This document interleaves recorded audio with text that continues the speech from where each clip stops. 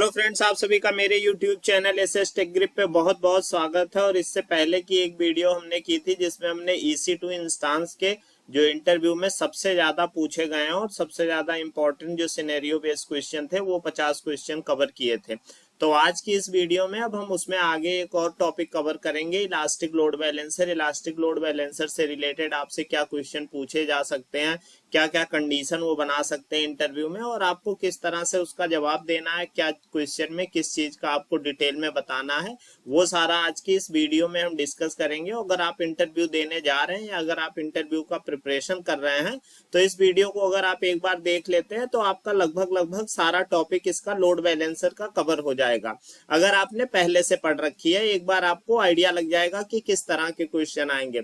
और अगर आपने नहीं पढ़ रखा है पहले से तो आप एक काम कर सकते हैं कि थोड़ा अगर आपके पास टाइम है तो यहाँ से अगर मैं आपको दिखाता हूँ, ये देखिए मेरा जो YouTube चैनल है, यहाँ से आके और ये यहाँ पे आप देखेंगे करीब 9 वीडियो है इसकी जो इलास्टिक लोड बैलेंसर की। अगर आप सिर्फ यही कवर कर लेते हैं 9 वीडियो तो आपका जितना भी लोड बैलेंसर वाला पार्ट है उसमें आपको कहीं नहीं फंसना है, ना इंटरव्यू में, ना अगर आप AWS सोल्यूशन आर्किटेक्ट एसोसिएट के सर्टिफिकेशन के लिए जा रहे हैं तो दोनों चीजें आपको यहाँ से कवर हो जाएंगी। तो अगर आपके पास थोड़ा सा टाइम है तो मैं हमेशा रिकमेंड करता हूँ कि आप एक बार जब डिटेल में पढ़ लेंगे तब अगर आप इंटरव्यू के क्वेश्चन देखेंगे तब आपको ज्यादा आइडिया लगेगा।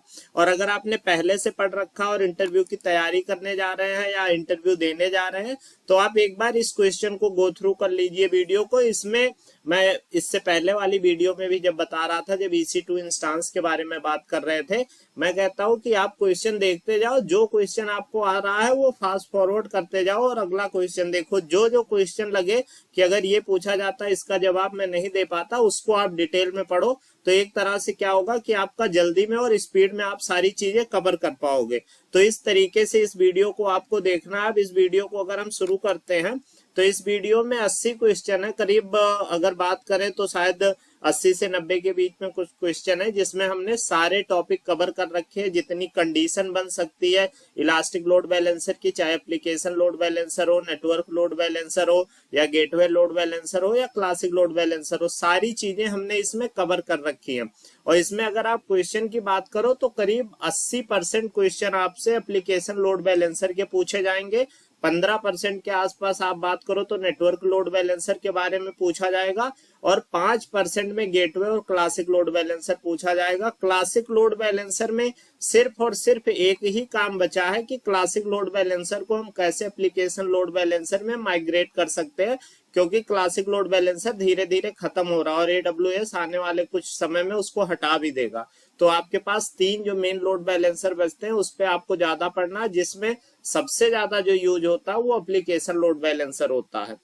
इस टॉपिक में हम क्या क्या कवर करने वाले हैं वो एक बार देख लेते हैं कि क्या क्या किस एरिया से आपसे अगर इलास्टिक लोड बैलेंसर का इंटरव्यू में आपसे क्वेश्चन पूछा जाएगा तो क्या क्या चीज वो पूछ सकते हैं।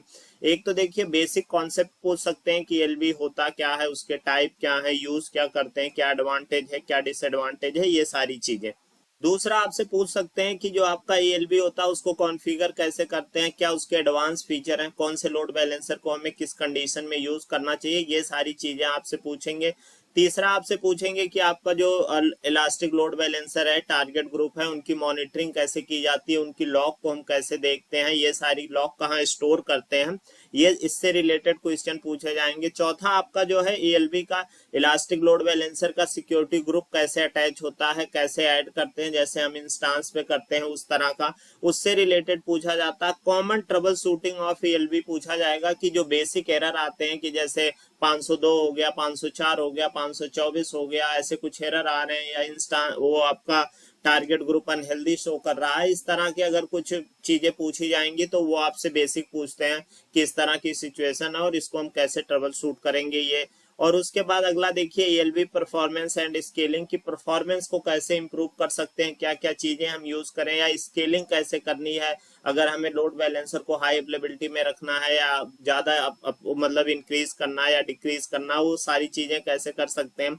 उसके बाद देखिए इलास्टिक लोड बैलेंसर प्राइसिंग की बात करेंगे, कौन से लोड बैलेंसर की क्या प्राइसिंग होती है, क्या क्या फैक्टर मतलब इफेक्ट करते हैं, अगर आपका प्राइसिंग कैलकुलेट कर रहे हैं, और किस किस चीजों पे डिपेंड करेगा आपको प्राइसिंग, अगर आपको कम करना है या ज्यादा करना है वो होता है। उसके बाद देखिए एएलबी यूज केसेस की, एएलबी हम कहाँ कहाँ यूज करते हैं और क्यों यूज करते हैं, ये सारी चीजें इसमें आती हैं। उसके बाद देखिए माइग्रेशन एंड अपग्रेड्स ऑफ एएलबी की, जो अगर हमें माइग्रेट करना है एक लोड बैलेंसर से किसी दूसरे लोड बैलेंसर में, तो क्या क्या चीजें हम चेंज करेंगे, क्या चीजें ऐड करेंगे, क्या सिक्योरिटी ग्रुप लगाएंगे, ये इस तरह की चीजें उसमें पूछी जाएंगी।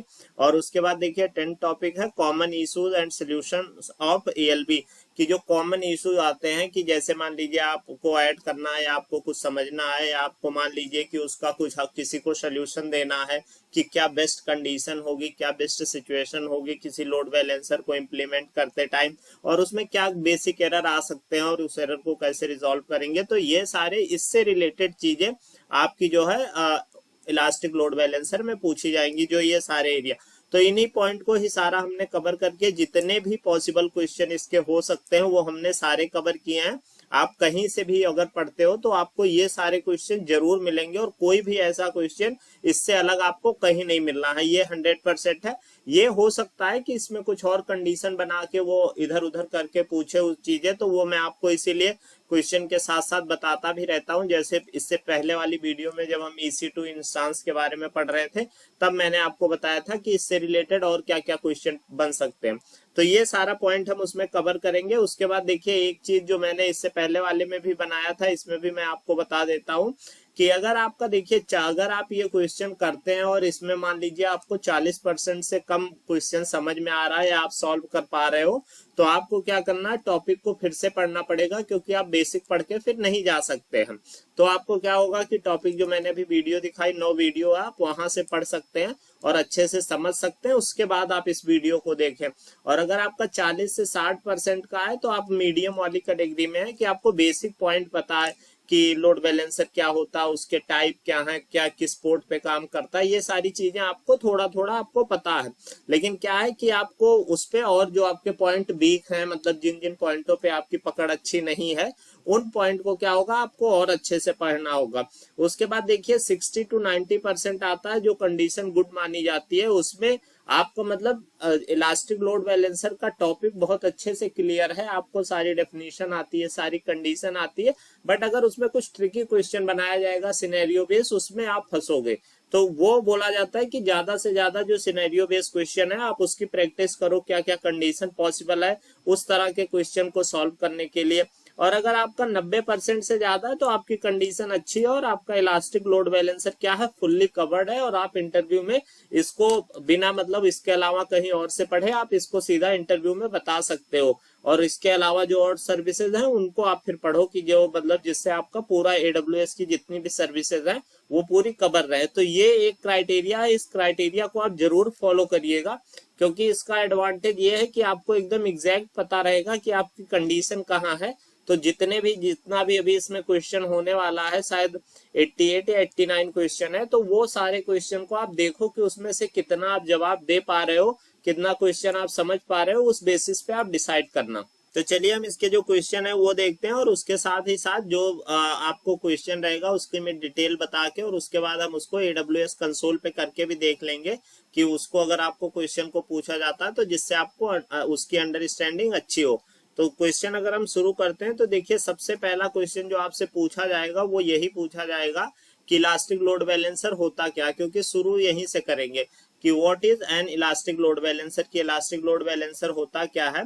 ALB is a service provided by AWS that automatically distribute incoming application or network traffic across multiple targets such as EC2 instance, containers and IP addresses. This help ensure high availability and fault tolerance. तो जो definition इसकी होती है, काम क्या है ALB का, ALB का काम क्या है कि जो आपकी ट्रैफिक आ रही है उसको ऑटोमेटिकली, मतलब आपने डिसाइड करो कि इस ट्रैफिक को सर्वर 1 पे जाना है, इसको 2 पे जाना है, वो काम क्या करे, वो इलास्टिक लोड बैलेंसर करे और इक्वली डिस्ट्रीब्यूट करे ट्रैफिक आपके जो टारगेट है, चाहे वो आपके EC2 इंस्टांस हो सकते हैं या आपका अगर कंटेनर है, माइक्रो सर्विस वगैरह यूज कर रहे हैं तो आप उसमें कंटेनर पे, या आपका IP एड्रेस है तो जिस पे भी जा रहा है, या लेमडा फंक्शन हो गया तो उस पे क्या करे, इक्वली डिस्ट्रीब्यूट करे। उसका काम सिर्फ यही है कि जैसे आपके पास अगर 3 इंस्टांस है और अगर 6 ट्रैफिक आए तो 2-2 ट्रैफिक तीनों पे भेज दे, 6 हिट आए तो दोनों तीनों पे 2-2 हिट भेज दे। इस तरह का यही काम है लोड बैलेंसर का। बाकी मैंने डिटेल में काफी बता रखा उस वीडियो में,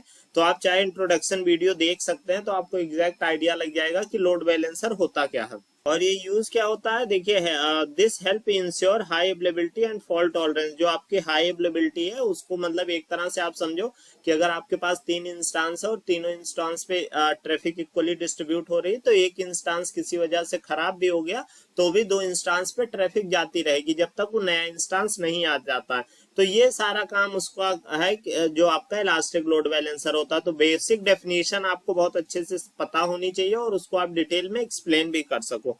उसके बाद अगर अगला क्वेश्चन पढ़ते हैं, देखिए कि अगर आपसे पूछा जाएगा what will happen if there is no load balancer, अगर लोड बैलेंसर हम नहीं यूज कर रहे हैं तो क्या प्रॉब्लम आएगी। मैं आपको पहले भी बताता था जब मैं वीडियो बना रहा था इसकी लोड बैलेंसर की, जो हमारे वीडियो पड़े हैं चैनल पे, उसमें मैंने आपको बार बार बताया था कि अगर कोई भी टॉपिक आप पढ़ने जा रहे हो तो सबसे पहले ये जानो कि अगर ये नहीं होगा तो प्रॉब्लम क्या आएगी, तभी आपको समझ में आएगा ना कि इसको लाने का एडवांटेज क्या है। तो सबसे पहले प्रॉब्लम क्या आ सकती है, तो ये इसीलिए पूछा गया what will happen if there is no load balancer. तो देखो क्या क्या प्रॉब्लम है।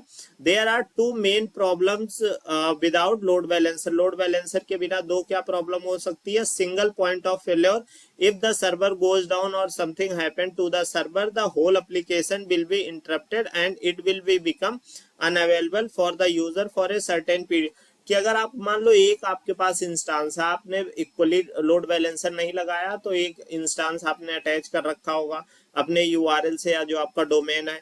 अब मान लीजिए कुछ इशू आया या उसके बाद कुछ उसमें एरर आई या कुछ और इशू हुआ, या मान लीजिए आपका किसी वजह से वो सर्वर डाउन हुआ, स्टेटस चेक में इशू आया, तो क्या हुआ, आपका पूरा एप्लीकेशन ही डाउन हो गया। मतलब उतना देर आपका बिजनेस ही बंद हो गया कि अगर आपकी वेबसाइट नहीं चल रही है तो आपका बिजनेस डाउन है।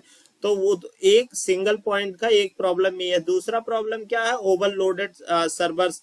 There will be a limitation on the number of the requests that a web server can handle. If the business grows and the number of requests increases, the server will be overloaded। कि जैसे मान लीजिए आपके पास एक ही server है और आपको नहीं पता, एकाएक आप पे ट्रैफिक ज्यादा आई, मतलब ज्यादा सामान आपके वेबसाइट से लोग खरीदने लगे या ज्यादा लोग इंक्वायरी करने लगे, तो आपका क्या होगा, उसके सर्वर पे ओवरलोड आएगा और क्या होगा, वो रिस्पॉन्स देना बंद कर देगा।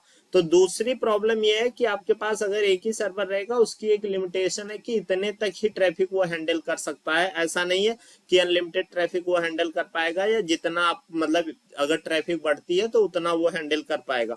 तो उसका यही तरीका है कि देखिए उसमें क्या करते हैं कि लोड बैलेंसर का यूज करके और कई इंस्टांस ऐड कर देंगे, तो क्या होगा, ट्रैफिक डिस्ट्रीब्यूट होने लगेगी और जब क्या होगा, वैल्यू और बढ़ेगी तो वो अपने आप सारे इंस्टांस पे ट्रैफिक भेजता रहेगा, तो आपका जो एक सर्वर पे लोड नहीं आएगा।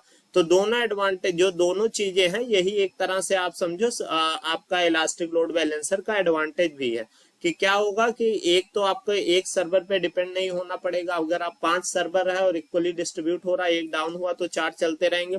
और अगर इनकेस ट्रैफिक बढ़ती है तो ऐसा नहीं होगा कि एक सर्वर पे ही लोड आएगा। क्या होगा कि आपके पास टाइम रहेगा, जब तक इक्वली डिस्ट्रीब्यूट करता रहेगा तब तक अगर आपने ऑटो स्केलिंग यूज कर रखी है तो और भी सर्वर उसमें ऐड होते जाएंगे।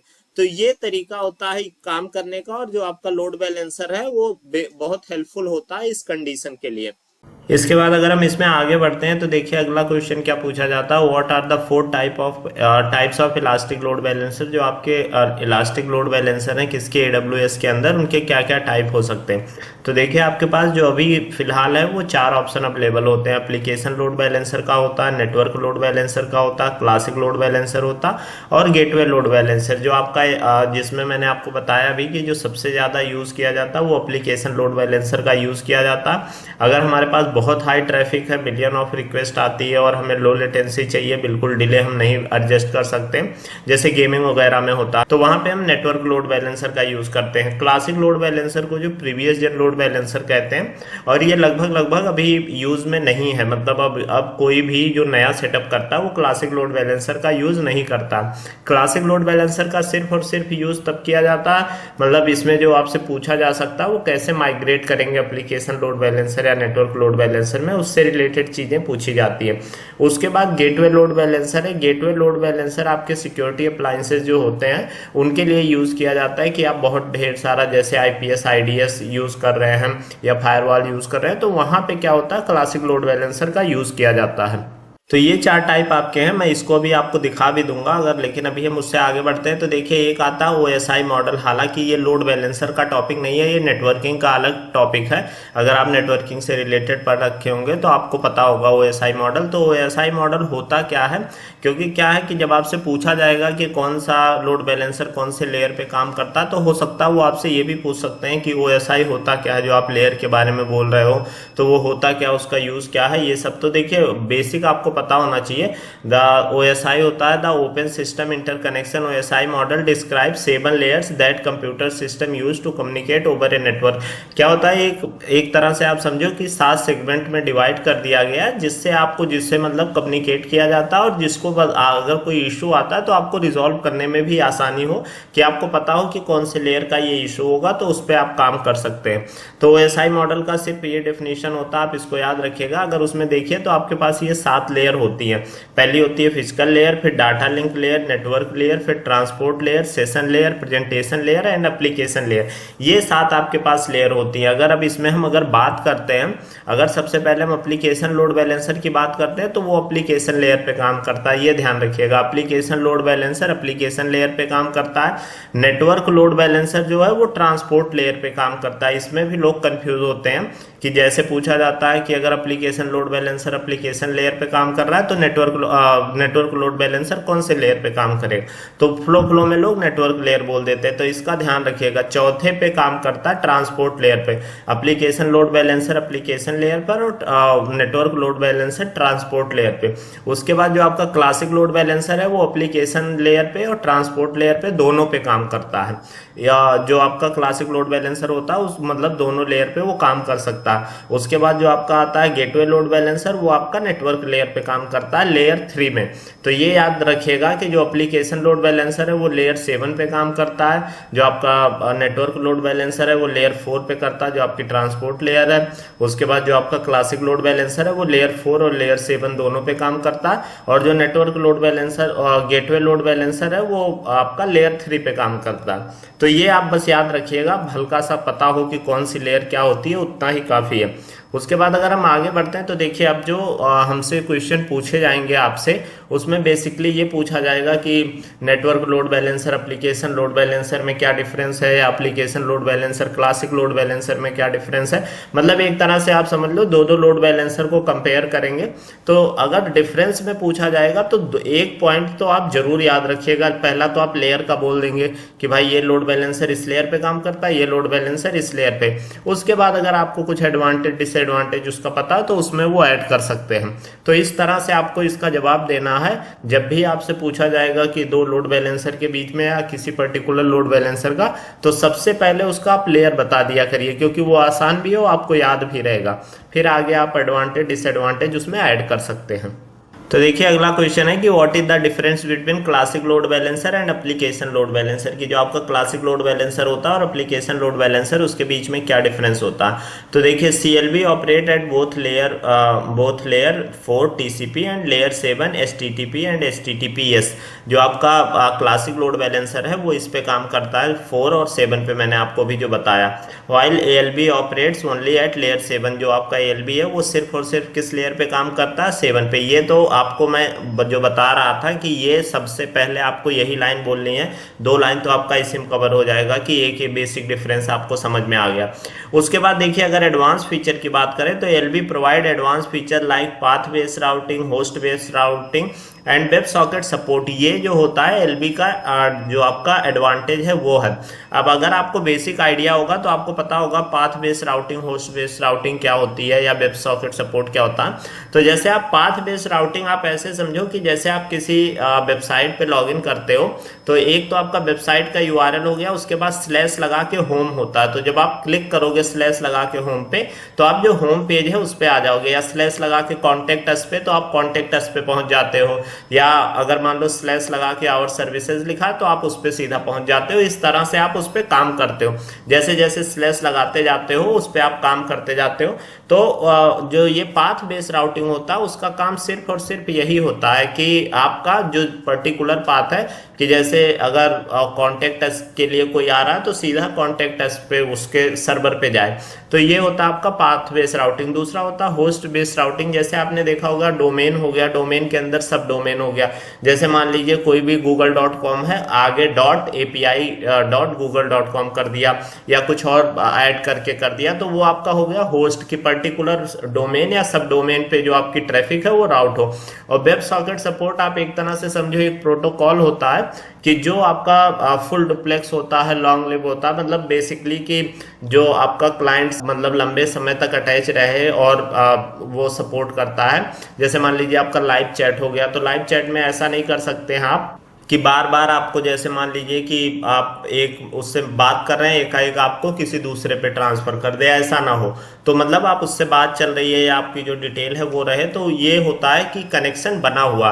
तो लॉन्ग लिव फुल्ली डुप्लेक्स होता है, और जो लाइव सिनेरियो होता है उसमें यूज किया जाता है, जैसे कुछ गेम से रिलेटेड हुआ, या मान लीजिए कुछ चैट वगैरह हुआ, या वीडियो जो हम केवाईसी वगैरह करते हैं उस तरह की चीजों में इसका यूज किया जाता है। तो ये बड़ा हेल्पफुल है। तो ये तीनों चीजें आप याद रखिएगा। पाथ बेस्ड राउटिंग जो स्लैश लगा के मैं आपको बता रहा था पाथ बेस पे होता, होस्ट बेस्ड राउटिंग जो डोमेन सब डोमेन होता, और वेब सॉकेट सपोर्ट प्रोटोकॉल होता है जो आपका लॉन्ग लिव फुल्ली डुप्लेक्स होता है। इस तरह का डुप्लेक्स का आपको पता ही होगा, एक सिंप्लेक्स होता है, एक हाफ डुप्लेक्स होता है, एक फुल डुप्लेक्स होता है।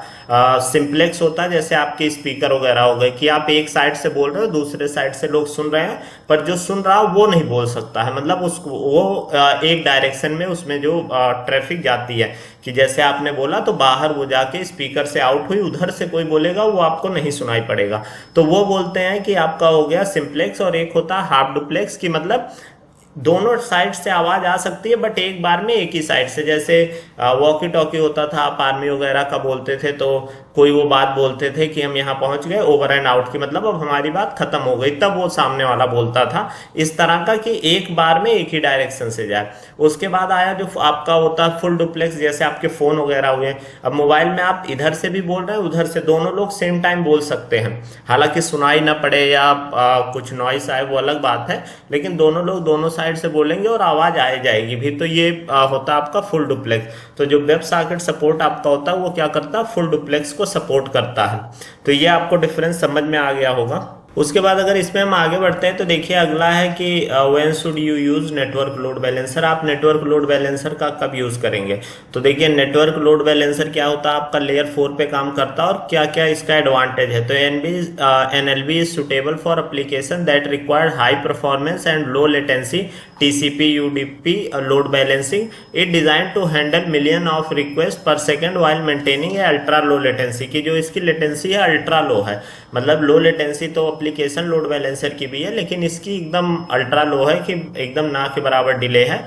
तो ये क्या होती है, जो बहुत हाई ट्रैफिक होती है, जैसे कोई ऐसी आपकी वेबसाइट है या कुछ वो है जहाँ पे बहुत ज़्यादा मिलियन में रिक्वेस्ट आ रही हैं, हिट आ रही हैं, जैसे आईआरसीटीसी की साइट हुई या इस तरह का, जिसपे मतलब बहुत ज़्यादा ट्रैफिक आती हो, तो उस केस के लिए ये बेस्ट सिनेरियो होता है आपका क्या, नेटवर्क लोड बैलेंसर का यूज़ करना। तो ये आप ध्यान रखिएगा, अगर नेटवर्क लोड बैलेंसर के बारे में पूछा जाता है तो देखिए उसी के साथ साथ मैं और चीज़ें भी कवर कर दे रहा हूँ। अगर एडवांटेज पूछा जाता है या जो भी पूछा जाता है, आपको 3 चीज़ें बतानी है। एक तो आप लेयर 4 बोल देना, उसके बाद आप क्या बोलना कि बहुत हाई परफॉर्मेंस होती है, हाई मतलब बहुत ज़्यादा रिक्वेस्ट होती है और अल्ट्रा लो लेटेंसी के लिए यूज़ करते हैं, तो डिले बिल्कुल नहीं होता है। ये बात आपको समझ में आ गई होगी।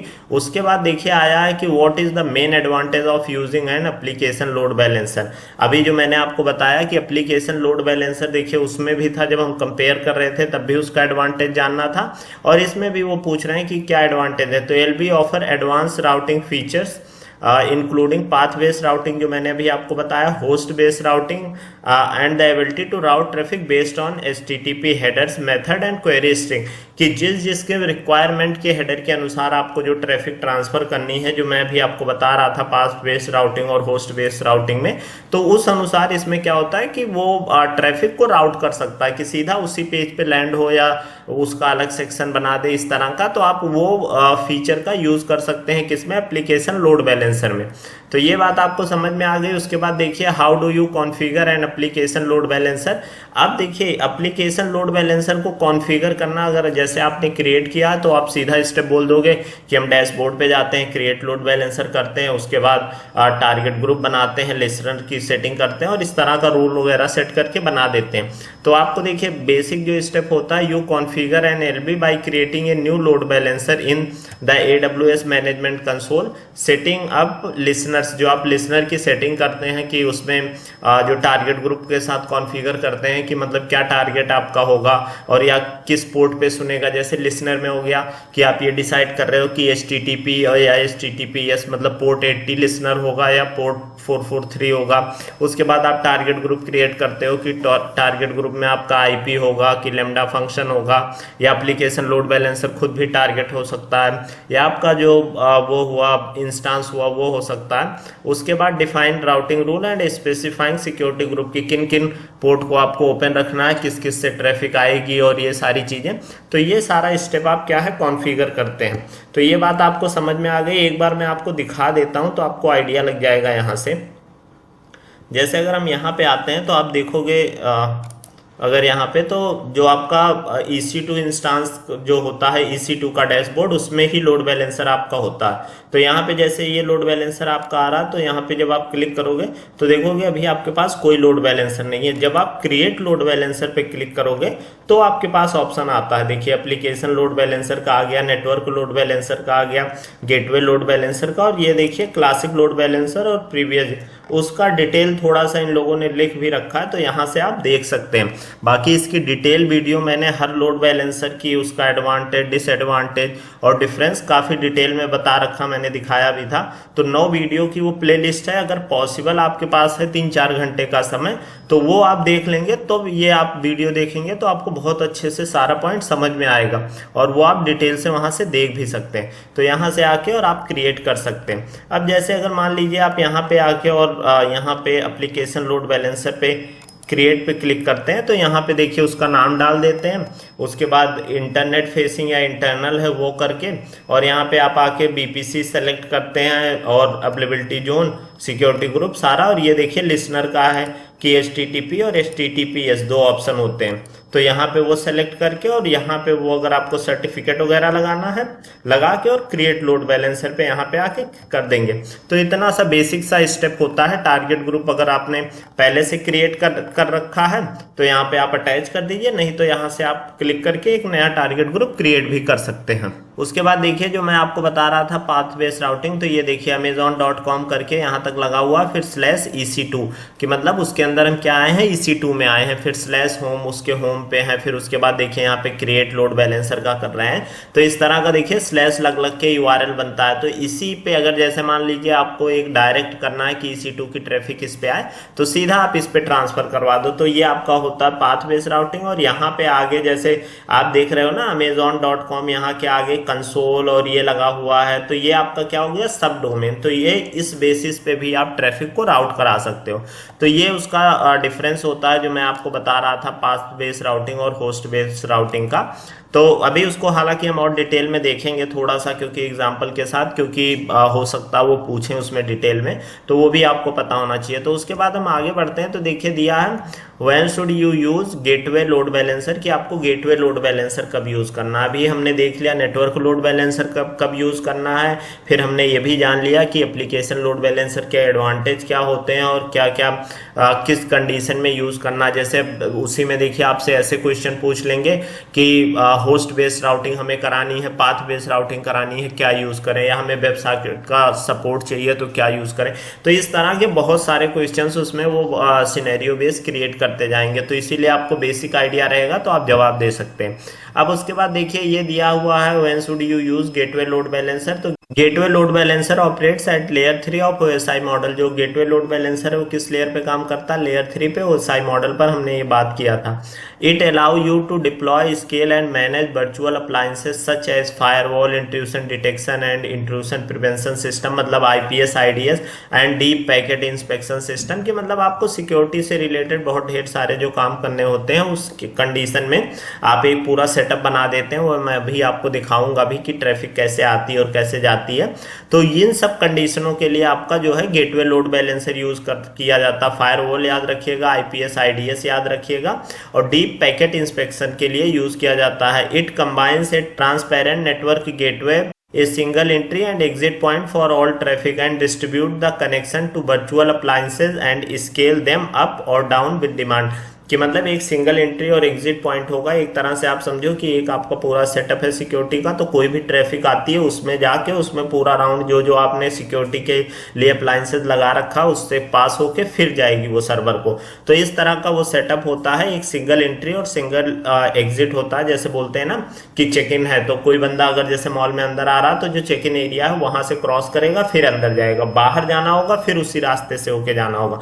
तो ये इस तरह का सेटअप होता है कि आपको सर्वर तक पहुंचने के लिए सिक्योरिटी से होके गुजरना है। तो इस तरह का, और वो आप क्या है कि अपने डिमांड के अनुसार घटा बढ़ा भी सकते हैं कि जो आपको जब ज़्यादा रिक्वायरमेंट है तब आप ज़्यादा यूज़ कर सकते हैं, या जो जो आप अवॉइड करना चाहते हैं वो अवॉइड कर सकते हैं। तो ये आपका जो होता है गेटवे लोड बैलेंसर का यूज़ होता है। अब उसके बाद देखिए पूछा जाता है how to access and Amazon ALB. जो आपका एएलबी जो आपको पहले भी आपको EC2 वाले केस में भी पता होगा कि हम एएलबी को कैसे कैसे एक्सेस कर सकते हैं। तो देखिए एक तो आपके पास ऑप्शन हो गया AWS management console. Using the AWS web interface you can create load balancers, की जो आप वहां से पूरा मैनेज कर सकते हैं, क्रिएट कर सकते हैं AWS कंसोल का जो हमने देखा हुआ है। उसके बाद आपके पास ऑप्शन आता है AWS कमांड लाइन इंटरफेस, की जो कमांड लाइन इंटरफेस होता है उसके थ्रू भी हम क्रिएट कर सकते हैं। जो आपका मैक हुआ या विंडोज हुआ या लिनक्स हुआ, तो उसमें क्या होता है कि उसके थ्रू हम क्रिएट लोड बैलेंसर का कमांड के थ्रू कर देते हैं। उसके बाद SDK आपका हो गया AWS SDK, language specific API are provided and can be use for any function using the load balancer और अदर सर्विसेज। तो API बेस भी हम उसका यूज कर सकते हैं। उसके बाद देखिए query API, this is the most direct way to call load balancer in AWS, but you must only use low level API action like sending HTTPS request, कि मतलब बहुत लो लेवल की API की रिक्वेस्ट भेजना है HTTPS और इन सब पे। तो उस केसेस में हम क्या होता है जो क्वेरी API है उसका यूज करते हैं। तो ये आपके पास 4 तरीके होते हैं जिसके थ्रू हम क्या करते हैं कि हम अपने ALB को मैनेज कर सकते हैं। उसके बाद देखिए पूछा गया है कि what are the target groups in the contest of ALB के केस में क्या क्या टारगेट ग्रुप होगा। तो मैंने आपको बताया भी था कि target group are use to route request to one or more registered target such as EC2 instance, IP address or lambda function. They can define health check setting and routing rules. तो देखिए ALB के case में आपके पास क्या क्या option है, EC2 instance का, IP address का और लेमडा फंक्शन का। क्या करने के लिए आपको रजिस्टर करने के लिए टारगेट ग्रुप में इन टारगेट को आप ऐड कर सकते हैं। नेटवर्क लोड बैलेंसर के केस में आप एप्लीकेशन लोड बैलेंसर को भी एज अ टारगेट क्रिएट कर सकते हैं।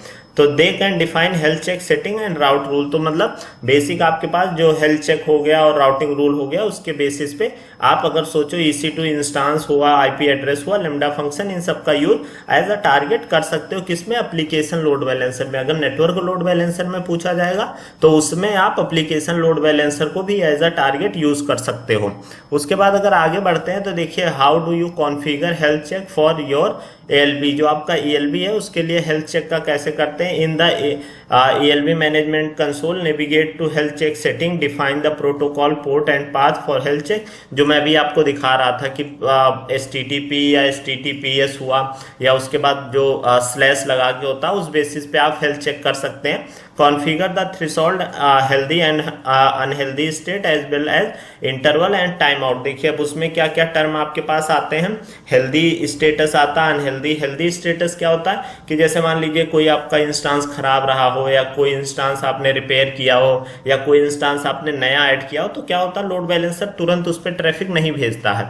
वो क्या करता है पहले चेक करता। तो चेक करने के लिए जैसे पिंग कर रहा है तो कितनी बार वो चेक करेगा कि उसके बाद वो मान लेगा कि इसको हेल्दी हेल्दी है। तो जैसे मान लीजिए आपने सेट कर रखा है कि 3 बार अगर ये चेक करता है और रिस्पॉन्स इसको अच्छा मिलता है तो ये इसको हेल्दी मान ले, तो उस बेसिस पे फिर उस पर ट्रैफिक भेजने लगता है। ऐसे ही अनहेल्दी का होता है, जैसे आपने सेट कर रखा है कि अगर मान लीजिए 2 बार गया और दोनों बार रिस्पॉन्स नहीं आया तो उसको अनहेल्दी मान दो, तो उस पर वो ट्रैफिक नहीं भेजेगा, हटा देगा।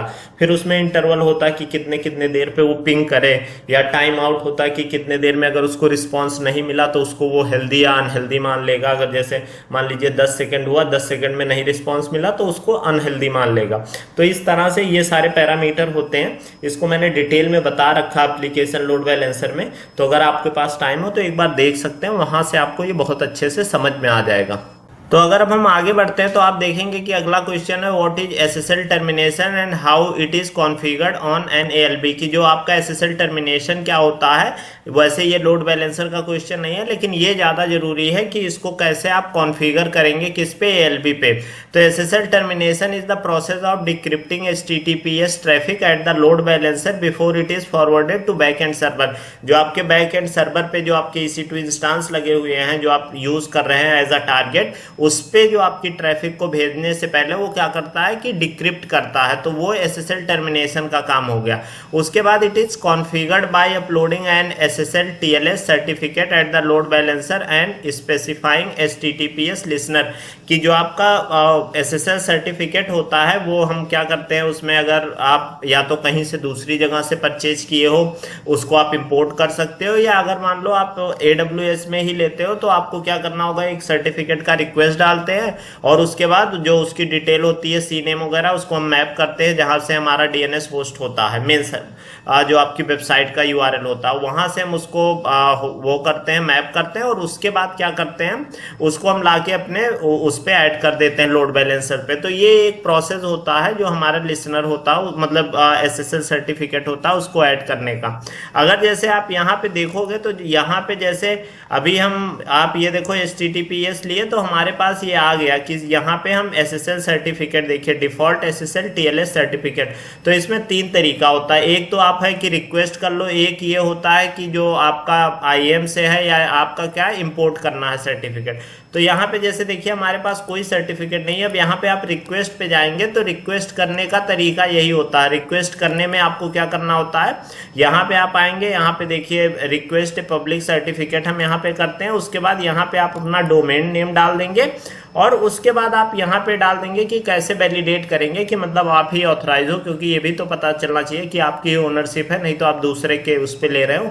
तो उसको या तो ईमेल के थ्रू वेरीफाई कर लीजिए या DNS ज़्यादा बढ़िया मेथड होता है। CNAME और CNAME जो होता है और CNAME वैल्यू दोनों को क्या होता है आप मैप कर देंगे, अपने आप वो इशू हो जाता है। तो ये मेथड होता है, यहाँ से रिक्वेस्ट कर देंगे। तो ये एक स्टेप होता है। अगर मैं आपको दिखा भी देता हूं, अगर मान लीजिए aws.com में डाल देता हूं और उसके बाद यहाँ पे जैसे मान लीजिए DNS करके और यहाँ पे मैं क्रिएट करता हूँ, तो देखिए जैसे आप क्रिएट करोगे ये देखो आ गया। अब यहाँ पे ये अभी पेंडिंग है, ये क्या होगा जब आप वेरीफाई कर दोगे। अब ये तो मेरे पास डोमेन है नहीं, तो अगर आपके पास ये डोमेन होता तो आप यहाँ से क्या करते, वेरीफाई कर देते, और जब यहाँ पे वेरीफाई कर देते तो जो पेंडिंग ये है ये इशू लिख के आ जाता। और यहाँ पे आप आओगे तो आपको देखिए यही CNAME का नेम और CNAME वैल्यू ये दोनों वहाँ पे मैप करनी होती है। ये तरीका होता है आपका जब आप एक सर्टिफिकेट के लिए मतलब जाते हैं और क्रिएट करते हैं। यहाँ से आप इसको डिलीट कर दीजिए। तो ये एक तरीका होता है, इसको आप मतलब अगर आप काम कर रहे हैं लोड बैलेंसर पे तो आपको पता होगा, नहीं तो मैंने बता दिया कि आपको ये कैसे यूज होता है। तो अगर हम इस पे आगे बढ़ते हैं 13 के बाद 14 क्वेश्चन पे आते हैं, तो देखिए लिखा what is the purpose of listener rule in ALB।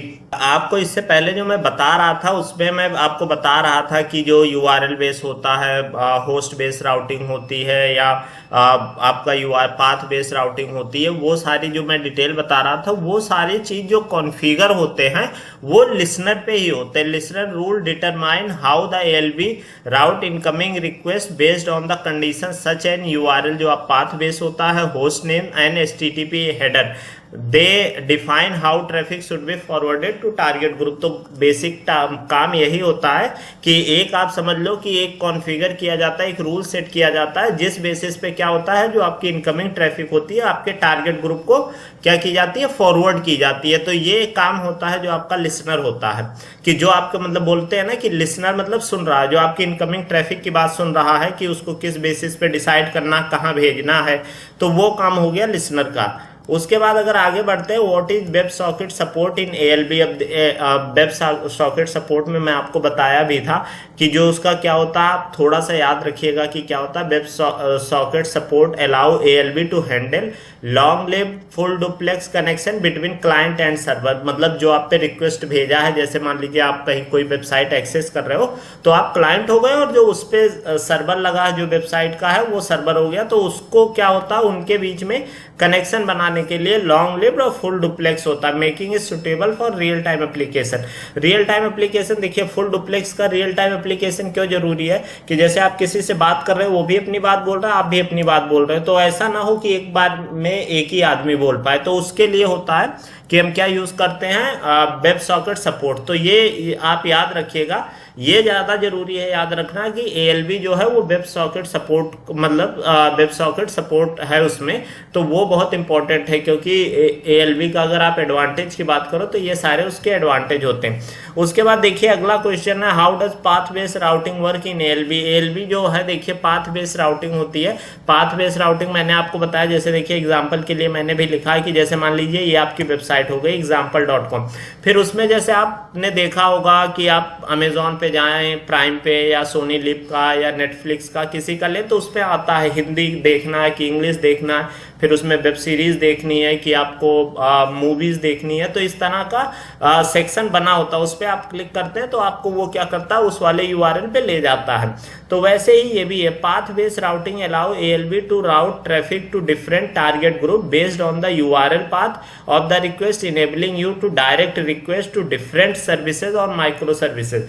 कि क्या होता है कि डायरेक्ट आपको उस पर जिस सर्विस को आप एक्सेस, जैसे मान लीजिए example.com में /sport लगा दिए तो सीधा आपको कहाँ ले जाएगा, स्पोर्ट पे ले जाएगा। example.com में /movies लगा दिए तो आपकी रिक्वेस्ट कहाँ जाएगी, मूवी वाले सेक्शन में, क्योंकि जहां पे मूवी रखी हुई है उस वाले इंस्टांस पे आपको पहुंचाएगा। तो ये काम होता है किसका, पाथ बेस्ड राउटिंग का। अगला आप देखते हैं, what is the host based routing in ALB. अब जैसे बेसिकली होता है कि बहुत सारी ऐसी कंपनियां होती हैं जिसके बहुत ढेर सारे सब डोमेन है, कि अलग अलग पेमेंट के लिए अलग उन्होंने सब डोमेन बना रखा, एपीआई के लिए अलग बना रखा। तो उन सब सिचुएशंस के लिए हम क्या है, होस्ट बेस्ड राउटिंग यूज करते हैं। तो host based routing enable routing of traffic based on the host name in the request, allow you to direct traffic to different target group based on the domain name. Domain name पे जो based होता है उस basis पे आपकी traffic को क्या है, वो डायरेक्ट करता है। जैसे देखिए अब यहाँ पे देखिए example.com आपके पास सेम वेबसाइट है, लेकिन एक में एपीआई लगा, एक में www लगा। तो ये एक तरह से सब डोमेन हो गया कि आप उस बेसिस पे डिसाइड होगा कि आपकी ट्रैफिक को कहाँ पे जाना है। तो ये बात आपको समझ में आ गई होगी होस्ट बेस। उसके बाद देखिए, can be create listener HTTPS 443 without SSL in ALB। अब ये देखिए सिनेरियो बेस्ड क्वेश्चन हो, बहुत ज्यादा चांस है पूछा भी जा सकता है कि क्या हम जो लिसनर है उसको HTTPS 443 कर रहे हैं क्रिएट, मतलब उस पर उसको अलाउ कर रहे हैं, तो क्या बिना SSL के हो सकता है। तो आप बोलोगे नहीं, SSL के बिना नहीं हो सकता। For HTTPS we need SSL certificate but we create listener. Listener कौन सा, HTTP, जो लिसनर हमारा HTTP पोर्ट 80 का होता है वो विदाउट SSL हम क्रिएट कर सकते हैं। नहीं तो हम जो उस पे करते हैं HTTPS पे, तो हमें 443 का यूज होता ही होता है। अगर मैं आपको यहाँ पे दिखाता हूँ आपको समझ में भी आ जाएगा। यहाँ पे जैसे आप आते हैं तो देखिए यहाँ पे हम आए और जैसे ही आप देखिए ये लिसनर हम यहाँ पे कॉन्फ़िगर कर रहे हैं, HTTPS सेलेक्ट किया, पोर्ट 80, और यहाँ पे देखिए टारगेट ग्रुप अभी हमारे पास नहीं है। तो उसके बाद आप देख रहे हो कि कुछ भी नहीं है, सीधा आप क्रिएट पे क्लिक कर सकते हो, आपको कोई रिक्वायरमेंट और नहीं चाहिए। लेकिन जैसे ही आप इसको HTTPS करोगे, आप यहाँ आओगे, देखोगे सिक्योरिटी के बाद क्या है, डिफॉल्ट SSL TLS अब बोल रहा है कि इनमें से कोई आपको सिचुएशन लेनी ही है, चाहे आप नया रिक्वेस्ट कर लो, चाहे इंपोर्ट कर लो, या चाहे IAM से ले लो, जैसे भी, लेकिन आपको SSL सर्टिफिकेट की ज़रूरत है। तो ये बात आप ध्यान रखिएगा कि जब अगर आप HTTP अभी जैसे आप यहाँ पे सेलेक्ट हम करेंगे, देखिएगा ये फिर हट गया, तो ये जब HTTP होता है पोर्ट 80 पे तो वो बिना SSL सर्टिफिकेट के चला जाएगा, लेकिन अगर 443 पे तो बिना SSL सर्टिफिकेट के वो नहीं काम करता है। ये बात आपको समझ में आ गई होगी। इस तरह के क्वेश्चन वो बना के भेज, मतलब हो सकता है इसमें और भी कंडीशन कि हमें पोर्ट 80 के लिए क्रिएट करना है तो SSL सर्टिफिकेट हमें लगाना जरूरी है या नहीं है, इस तरह का और भी जो भी कंडीशन है वो बना के पूछते रहते हैं। तो आप ये ध्यान रखिएगा 443 और HTTPS के लिए ही लगता है, बाकी पोर्ट 80 के लिए हमें जरूरत नहीं है और न लगाते हैं। तो उसके बाद देखिए can you use AWS web with ALB जो हमारा वेब होता है, वेब एप्लीकेशन फायरवॉल, जो जिसमें हम रूल वगैरह सेट करते हैं, अपनी सिक्योरिटी बढ़ाते हैं, तो वो हमारा जो है वो किस पे लगता है, वो ALB पे लगता है। तो वो हम अपने लोड बैलेंसर एंड पे ही लगाते हैं। तो ये ध्यान रखिएगा। यहाँ पे देखिए yes AWS web application firewall can be associated with an ALB to provided protection against common web exploits and vulnerabilities, कि मतलब जो भी आपके सिस्टम पे वल्नरेबिलिटी आती है या कुछ इशू है उसको क्या करेगा, एक तरह से आप समझ लो कि प्रोटेक्ट करता है। जैसे कभी कभी होता है ना कि आपके सर्वर में कुछ इशू है, तो वहां से क्या होगा, हैकर इंटर कर सकता है आपके उस पर और कुछ प्रॉब्लम कर सकता है। तो ये सारी चीजों को क्या करता है, प्रोटेक्ट करता है। कौन? Web application firewall. Web application firewall का अगर आपको पता है तो ठीक है, नहीं तो बस आपको ये ध्यान रखना है कि वेब एप्लीकेशन फायरवॉल को हम कहाँ पे अटैच करते हैं, अपने ALB पे, लोड बैलेंसर के साइड। उसके बाद देखिए how do you choose which load balancer to use for your application. ये देखिए सबसे ज़्यादा जरूरी है कि आप ये कैसे डिसाइड करोगे कि कौन सा लोड बैलेंसर जो है आपके एप्लीकेशन के लिए सही है। तो मैंने आपको ये चीज़ बहुत डिटेल में पीछे बता दी कि अगर आपको HTTPS और HTTP के थ्रू करना है तो एप्लीकेशन लोड बैलेंसर लेंगे। अगर आपके पास बहुत ज़्यादा ट्रैफिक है और लेटेंसी बिल्कुल नहीं बर्दाश्त कर सकते हैं तो आप क्या करेंगे, नेटवर्क लोड बैलेंसर लेंगे। तो if you have to load balancer HTTPS request then you can use application load balancer. इसके सिवा और कहाँ पे यूज कर सकते हैं, आपको राउट होस्ट बेस राउटिंग करवानी है या उसमें DNS बेस में राउटिंग करवानी है, उसमें यूज कर सकते हैं। वेब सॉकेट, इन सब के लिए भी आप क्या कर सकते हो, बोल देना आपकी एप्लीकेशन लोड बैलेंसर, मतलब जितना भी आपको लोड बैलेंसर के लिए बताया गया एप्लीकेशन वो सारा आप यूज करो, क्योंकि वो एडवांटेज है तभी तो वो, तो उनमें से अगर कोई कंडीशन है तो आप उसका यूज करोगे। और अगर आपका नहीं है, if you have to load balancer TCP UDP traffic for low latency and extremely performant application then you can use network load balancer. बाकी आपको परफॉर्मेंस बहुत अच्छी चाहिए, परफॉर्मेंस एप्लीकेशन लोड बैलेंसर की भी बहुत अच्छी होती है, लेकिन बहुत ज्यादा अच्छी चाहिए और आपको लो लेटेंसी मतलब अल्ट्रा लो लेटेंसी चाहिए, तो आप क्या करो कि उसके जगह पे नेटवर्क लोड बैलेंसर यूज करो।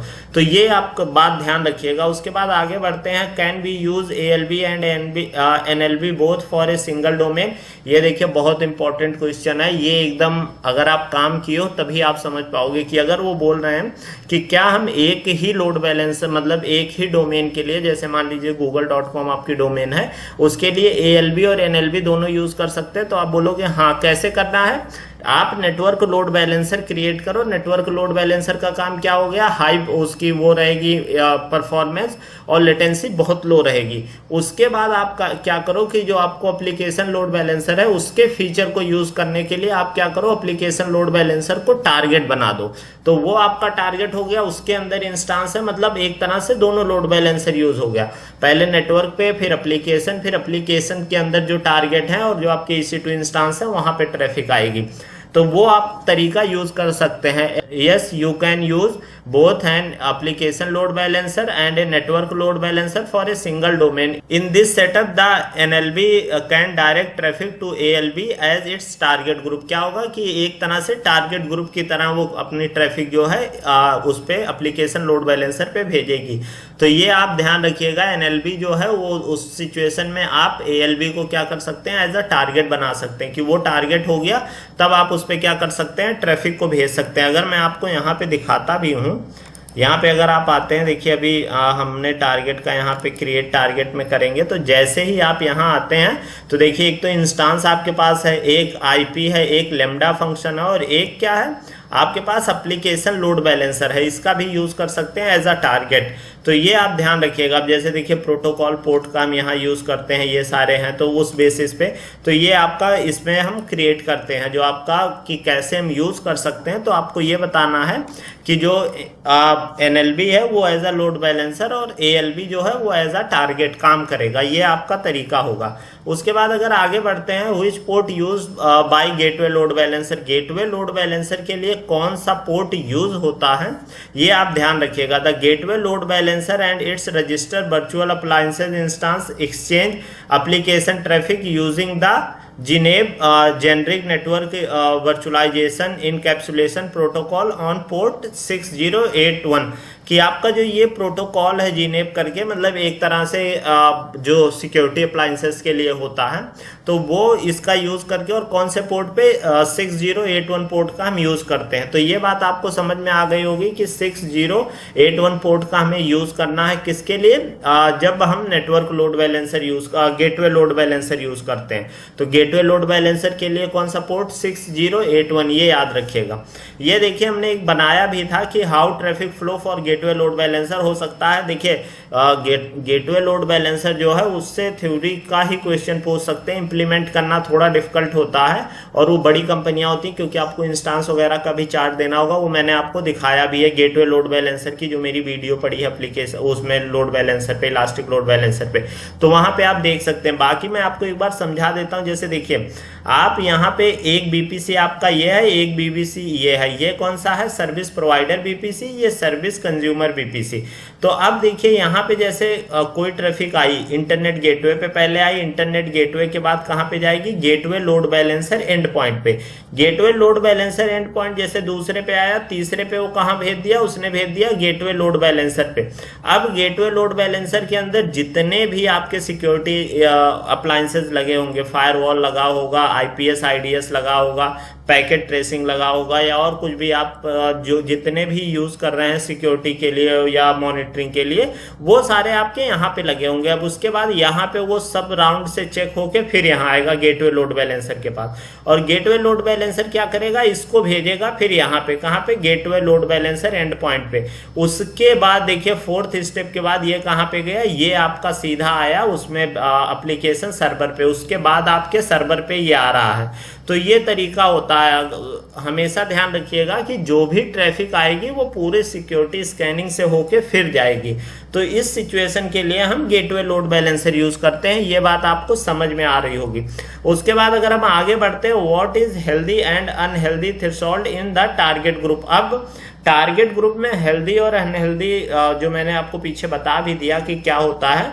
हेल्दी क्या होता है, healthy threshold the number of consecutive health checks success required before considering an unhealthy target healthy, कि या तो आप नया ऐड कर रहे हो या तो आपका अनहेल्दी टारगेट को आपने ठीक किया और अब वो सही काम करने लगा, उसको हेल्दी कर समझने के लिए कितने कंसेक्यूटिव लगातार, ये नहीं बीच में गैप हो रहा कि दो सही आया फिर एक खराब हो गया, तो ये नहीं, लगातार कितने हेल्थ चेक पास होने चाहिए, कितने रिक्वायरमेंट होती है, उसको क्या बोलते हैं हेल्दी थ्रेशोल्ड। जैसे 3 आपने सेट कर दिया, 5 सेट कर दिया, बहुत हाई सिक्योरिटी है 7 सेट कर दिया, तो इस तरह से आप उसका यूज कर सकते हैं।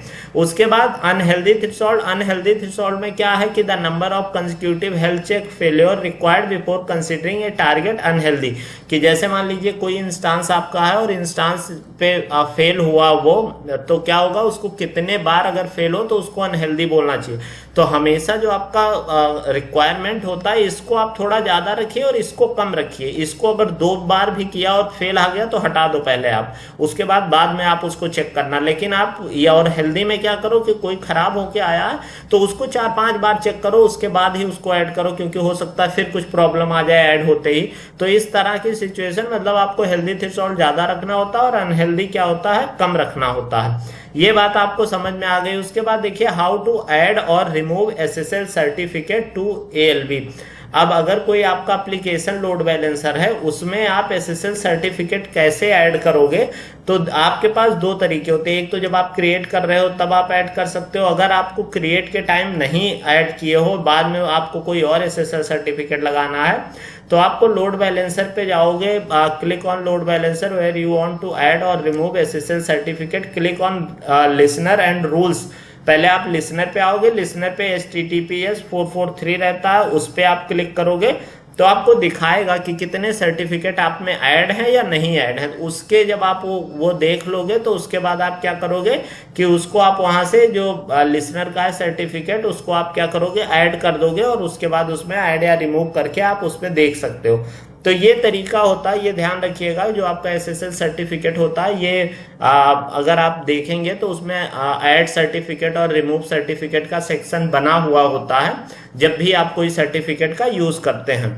उसके बाद आगे बढ़ते हैं तो देखिए what is the role of security group with ALB। अब ALB में आपका सिक्योरिटी ग्रुप का क्या रोल होता है, जैसे आपका इंस्टांस लेवल पे होता है वैसे ही काम है वो ALB पे। ALB पे क्या करता है, वो डिफाइन करेगा कि कौन कौन से पोर्ट के थ्रू ट्रैफिक आ सकती है। जैसे आपने एप्लीकेशन लोड बैलेंसर लगा रखा तो एप्लीकेशन लोड बैलेंसर पे कोई भी ट्रैफिक ऐसा तो है नहीं कि या तो 80 से आएगी या तो 443 से आएगी, किसी और पोर्ट से नहीं आएगी।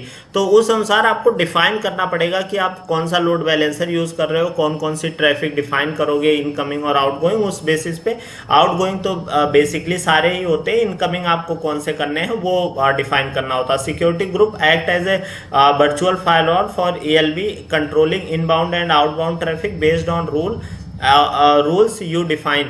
They help ensure only authorized traffic reach the load balancer. उसका क्या काम है कि वो डिफाइन करेगा कि जो ऑथराइज पब्लिक है वही आपकी ट्रैफिक जो है वही आपके लोड बैलेंसर पे आए, बाकी को वहीं से डिनाई वो मार देगा कि भाई इस लोड बैलेंसर पे पोर्ट 80 पोर्ट 443 के लिए ये लागू हो तो और दूसरे पोर्ट से आप इस पे नहीं जा सकते हैं।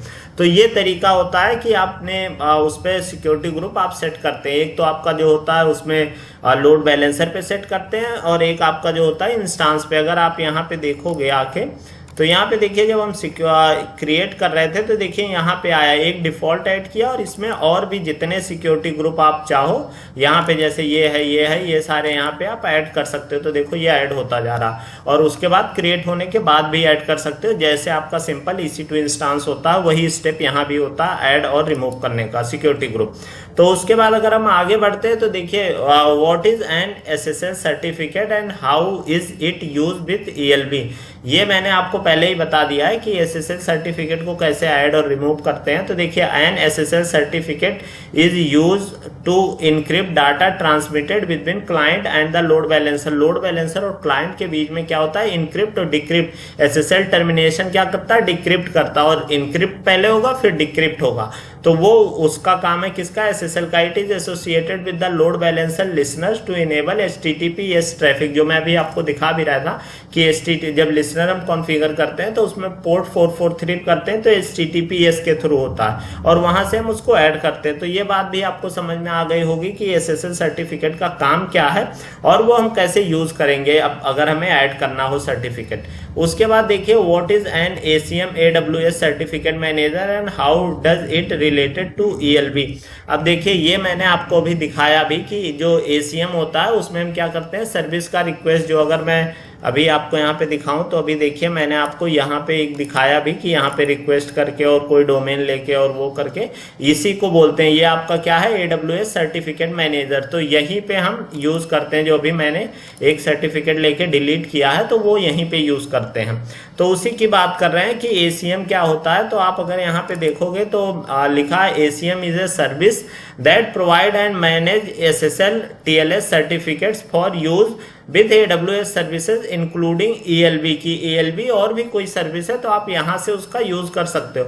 It simplifies the process of provisioning managing and deploying certificate. इसका जो काम है वो पूरा मैनेज आपका सर्टिफिकेट, मतलब आपके पास जो भी SSL सर्टिफिकेट होगा वो उसमें दिखेगा और वो क्या होगा, आपको रिन्यू करना, सारी चीजें डिप्लॉय करना, सारी चीजें वहां से। तो वो काम आपका होता है AWS सर्टिफिकेट मैनेजर का। तो वो बात आपको समझ में आ गई होगी।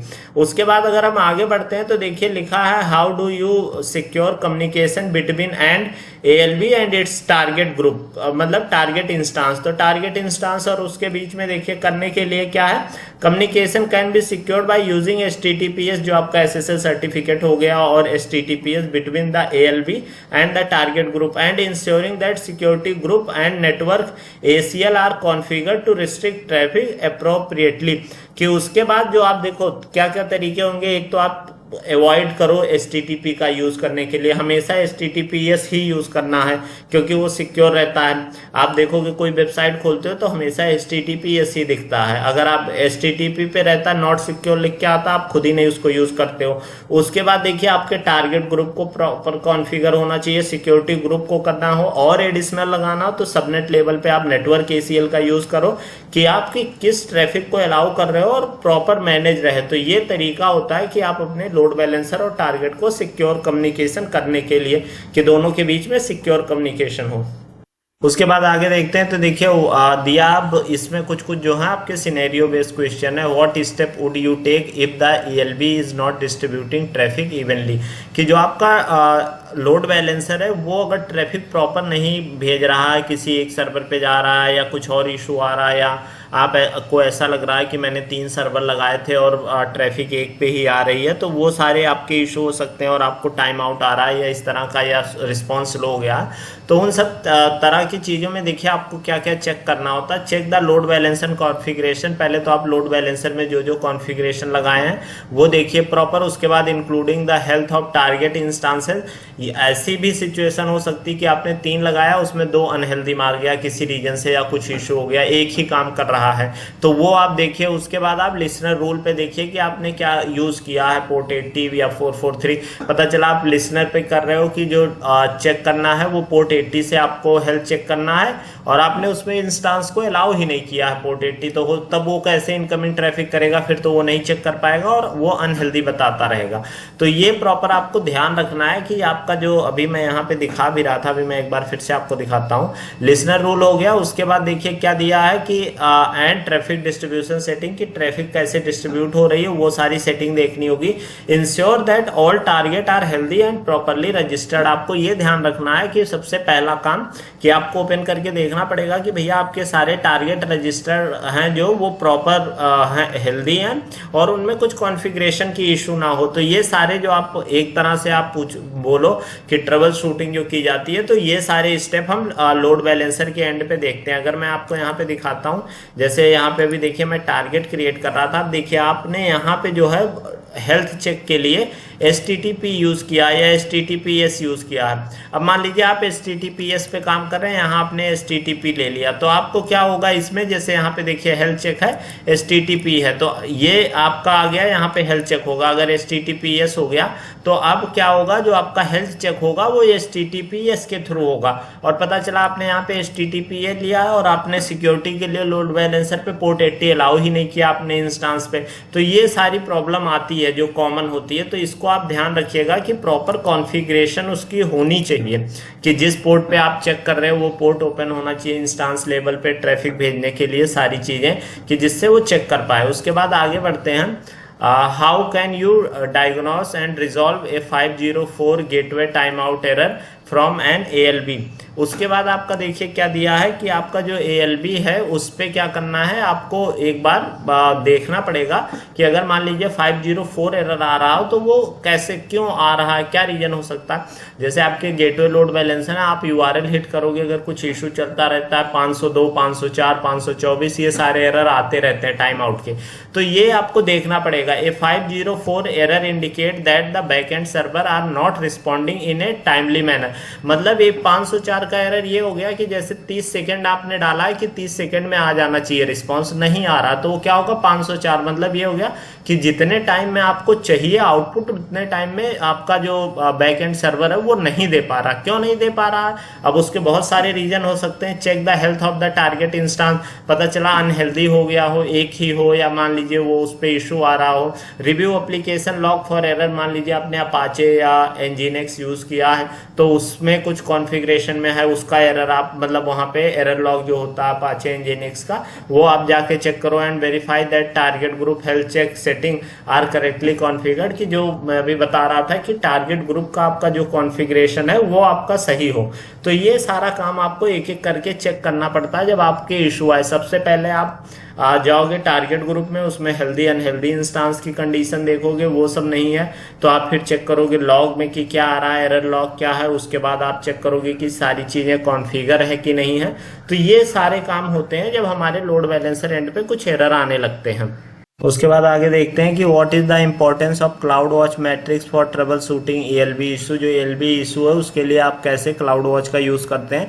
तो क्लाउड वॉच में आपका रिस्पांस वगैरह सब कुछ आता है कि आपका टारगेट ग्रुप कितने देर में रिस्पांस कर रहा है, कितने देर में उसके जो आपका बैकएंड सर्वर है वो रिस्पांस कर रहा है। तो ये सारी चीज़ें उस पर हम चेक कर सकते हैं। CloudWatch metrics provide insight into the performance and health of the load balancer including request counts, error rate and latencies की जो भी आपका मतलब डिले वगैरह हो रहा है वो सारा क्लाउड वॉच में हम देखते हैं। तो these metrics are crucial for identify and diagnosing issues की जो आपका मैट्रिक्स होती है वो बहुत हेल्पफुल होती है इन सब चीज़ों के लिए कि आप देख सकते हो कि कितना डिले आ रहा है, कितने देर में रिस्पॉन्स कर रहा है, वो आपको सारे डिटेल उसमें आती है क्लाउड वॉच पे। जब मैं पढ़ाऊंगा तो ये मैं डिटेल में उसमें भी बताऊंगा अपने जो वीडियो है, तो वहाँ पे आप इसको देख सकते हैं। उसके बाद आगे बढ़ते हैं, how can you investigate high latency issue with an ALB।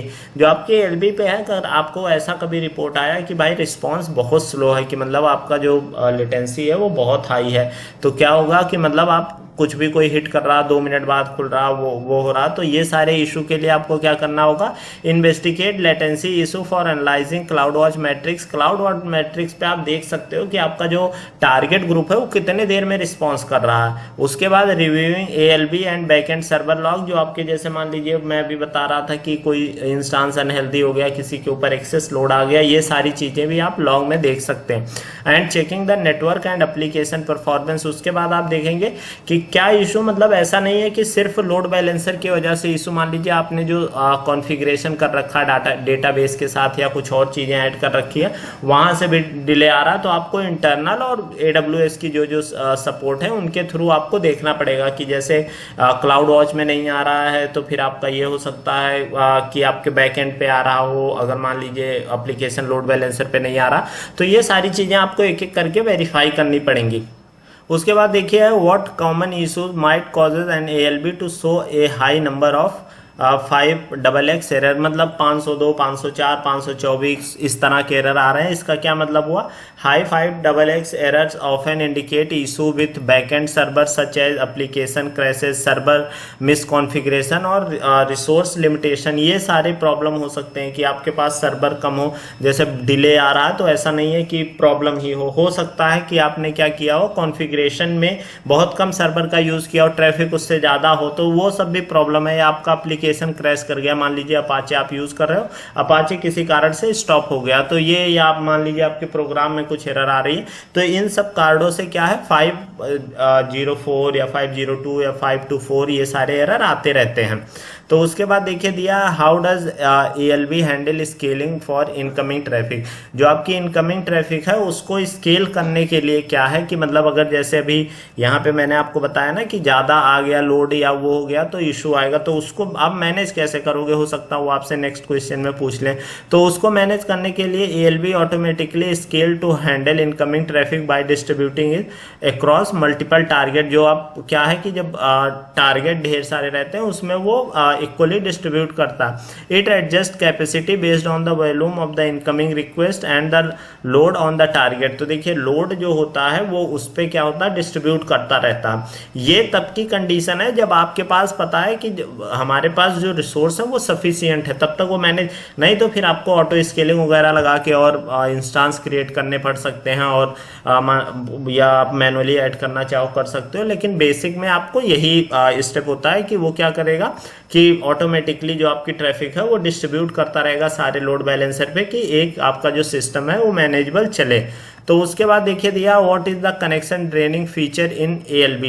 देखिए कनेक्शन ड्रेनिंग क्या होता है, जब आप कोई भी एक, पहले देखिए इंस्टांस को आप क्रिएट करते हैं तो इनिशियलाइज करता है इंस्टांस को, जब आप निकालते हैं तो वो ड्रेनिंग करता है। इसका मतलब क्या हो गया कि जैसे अगर मान लीजिए आपने इंस्टांस को निकालना शुरू किया, तो अगर मान लीजिए जैसे उस पर कोई काम कर रहा है, जैसे मान लीजिए आप अमेजोन की वेबसाइट पे गए हैं और आप अपना अकाउंट बना रहे हैं, आपने अपना मोबाइल नंबर वगैरह सब कुछ डाला, सब कुछ डिटेल जैसे ही क्रिएट होना हुआ, पता चला जिस इंस्टांस पे आप कर रहे थे उस इंस्टांस को किसी कारण से कंपनी ने हटा के कुछ उस पर अपडेट करना या कुछ चेंज करने के लिए उसको हटा दिया। अब जैसे ही हटाया तो आपकी सारी मेहनत बेकार गई, आपको फिर से नया क्रिएट करना पड़ेगा और आपको मतलब सोचिए 1 मिनट की वजह से पूरा प्रोसेस। तो इससे क्या होता है, कस्टमर फ्रस्ट्रेट होता है और कोई भी कंपनी नहीं चाहती है कि उसका जो कस्टमर है वो फ्रस्ट्रेट होकर दोबारा आने का सोचे ही ना। तो कंपनियां मतलब क्या करता है, जो AWS है वो बोलता है कि ड्रेनिंग स्टेप है कि अगर मान लीजिए नई रिक्वेस्ट उस पर नहीं आएगी, लेकिन जो रिक्वेस्ट उस पर चल रही है उसको वो कनेक्शन बनाए रखेगा 3 मिनट 5 मिनट की, जब तक वो अपना प्रोसेस कंप्लीट कर ले। तो ये आपका तरीका होता है जो आपका ड्रेनिंग होता है। तो देखिए क्या होता है, connection draining allow in flight request to complete before an instance is deregister or terminated, helping to avoid disruption during deployment or scaling event की। जो आपका किसी मतलब उससे जब आप डिप्लॉय कर रहे हो या स्केलिंग कर रहे हो तो उसमें जो कस्टमर उस पर ऑलरेडी उससे कनेक्ट है उस इंस्टांस से, उनमें इशू ना आए, इस वजह से ये ड्रेनिंग का फीचर ऐड किया गया है। उसके बाद अगर आगे बढ़ते हैं तो देखिए how can you configure sticky session affinity in ALB। अब ये देखिए ये भी एक बहुत बढ़िया फीचर है जो मैं आपको जब एप्लीकेशन लोड बैलेंसर पढ़ा रहा था तो उसमें बताया था। इसमें क्या होता है जो आपका कि एक आप टाइम सेट करते हो 10 मिनट 15 मिनट 1 घंटा 2 घंटा 3 घंटा, कि जैसे मान लीजिए आपकी वेबसाइट पे कोई बंदा आया तो कितने देर तक वो सेम इंस्टांस से कनेक्ट रहेगा। जैसे मान लीजिए आपने 5 मिनट किया, 5 मिनट बाद हो सकता है उसे किसी दूसरे इंस्टांस पे भेज दो। मान लीजिए वो मूवी देख रहा था, 5 मिनट बाद आप फिर से रिफ्रेश हो गया तो उसको सेट करना पड़ेगा कि यहाँ तक मैंने देखा था, वो सारी चीजें। तो वो क्या करते हैं कि वो बोलते हैं कि स्टिकी सेशन आप सेट कर दो कि उतने देर तक मतलब जो वो करने आया है वो पूरा, जैसे मान लीजिए आपने अकाउंट में 10 चीजें ऐड की और उसके बाद आप पेमेंट करने जा रहे हैं, आप किसी दूसरे इंस्टांस पे स्विच हो गए, फिर आपको पूरी डिटेल ऐड करनी पड़ेगी।